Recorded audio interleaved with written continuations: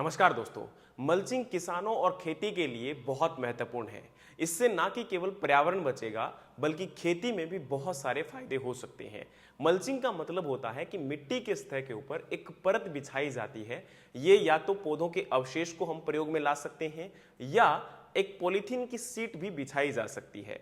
लेकिन पॉलीथीन की सीट थोड़ी सी महंगी पड़ सकती है, लेकिन अगर हम पौधे के अवशेषों को मिट्टी के ऊपर परत के रूप में प्रयोग में लाते हैं तो इससे कई फायदे हो सकते हैं। सबसे पहला फायदा तो ये होगा कि मिट्टी के अंदर नमी की मात्रा बनी रहेगी, यानी कि जब सोइल का तापमान बढ़ता है तो उसकी वजह से जो नमी जो है वो एनवायरमेंट यानी कि मौसम में चली जाती है, वाष्प बनकर हवा में उड़ जाती है। अब वो नुकसान नहीं होगा और बीज को और पौधे को पूरी नमी मिल पाएगी और हमें बार बार जो सिंचाई करना पड़ता है, इरिगेशन देना पड़ता है, वो नहीं देना होगा।